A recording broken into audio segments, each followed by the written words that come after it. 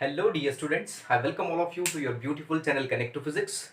My dear friends, today I am going to discuss a very important question, that is we are going to discuss some science paper 2 Karnataka TET examination related some important questions.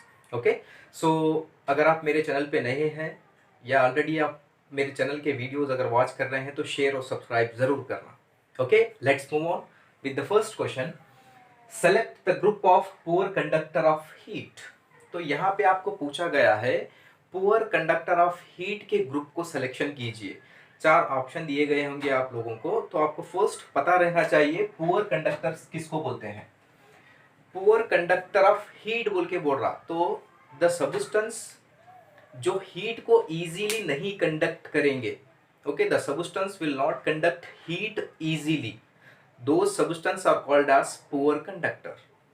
Example के तौर पे आपके option में दिया गया है air, water, plastic. Okay, और example के तौर पे ले लीजिए वुड. तो ये सब क्या है, पुअर कंडक्टर है ये. ठीक है, poor conductor is nothing but heat को, जो सब्सटेंस हीट को इजीली फ्लो नहीं करेंगे उसी को ही बोलते हैं poor conductor. Okay, next question number 2. The normal temperature of a human body on the Celsius scale and Fahrenheit scale. यहाँ पे आप लोगों को एक बहुत ही जनरल क्वेश्चन है, नॉर्मल टेम्परेचर पूछा गया है ह्यूमन बॉडी का. तो हमें पता है नॉर्मल टेम्परेचर कितना रहने वाला है, 37 डिग्री सेल्सियस. एंड अगर फ़ारेनहाइट में अगर उसको देखेंगे तो 98.56 फ़ारेनहाइट. ठीक है, तो ये जनरल क्वेश्चन है, आप लोगों को याद रखना चाहिए. Question number 3. The ultrasound equipment used for investigation medical problem work at frequency. Ultrasound equipments है, अगर आप इनको मेडिकल पर्पस के लिए यूज करेंगे तो उनकी फ्रीक्वेंसी का रेंज क्या है पूछा गया है. अल्ट्रासाउंड इक्विपमेंट्स मेडिकल पर्पस में इसलिए यूज करते हैं बॉडी के इंटरनल स्ट्रक्चर को स्टडी करने के लिए, चाहे वो बॉडी के ब्लड वेसल्स रहने दो, इंटरनल ऑर्गन रहने दो, जॉइंट्स रहने दो, मसल्स रहने दो. तो इन सारे बॉडी का इंटरनल स्ट्रक्चर को स्टडी करने के लिए यूज करते हैं अल्ट्रासाउंड इन इक्विपमेंट्स. तो जो फ्रीक्वेंसी वहां पे वो लोग यूज करने वाले हैं उसकी जो फ्रीक्वेंसी है अबाउट 20,000 हर्ट्ज रहना चाहिए. तो इसका जो सही आंसर है अबाउट 20,000 हर्ट्ज. हर्ट्ज क्या है यहाँ पे, hertz is the unit of frequency. ठीक है, तो ये क्वेश्चन कंप्लीट हो गया. चलिए fourth number.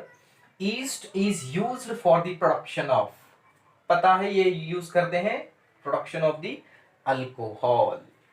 Next, mitochondria is ATP. What about ribosome. Ribosome क्या है आप लोगों को पता है, ये जो है it's a type of macro machines है ये. ठीक है, तो एक्चुअली जो राइबोसोम्स है, हम देखते हैं राइबोसोम्स पाए जाएंगे हर एक लिविंग थिंग्स में. They are going to biologically they will produce proteins. ठीक है, तो जैसे ही राइबोसोम्स अगर ऑप्शन में अगर प्रोटीन रहा तो that is the correct answer for this question. Okay, next. Which of the following metal Burns if kept in air. कौन सा मेटल है जब आप उसको एयर में अगर रखेंगे तो वो बर्न होगा ऑटोमेटिकली. तो उसके लिए ऑप्शन है सोडियम, क्योंकि सोडियम में जब आप उसको, सोडियम को अगर एयर में रखेंगे then it is a very highly reactive metal है सोडियम. तो जैसे ही एयर में रखेंगे ऑक्सीजन के साथ रिएक्ट हो जाएगा एयर के अंदर, तो वहां पे सोडियम है, sodium dioxide something it will form, so that's why it will get burn. ठीक है. Next, magnesium hydroxide is used as. तो मैग्नीशियम हाइड्रोक्साइड को हम यूज करते हैं एंटी एसिड के जरिए तरफ, मतलब like we are going to use an anti acid. Next question. Diabetes is controlled by dash dash hormone.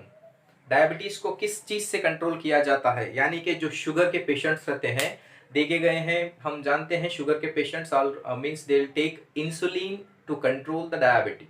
ठीक है, तो अगर इंसुलिन बोल के अगर ऑप्शन रहा तो that is the correct answer for that question. Okay, so with this my dear friends I'm going to end this session. So if you like my video, share and subscribe, and please turn on the bell icon for all the newly updated videos. और like और subscribe जरूर करना. Thank you.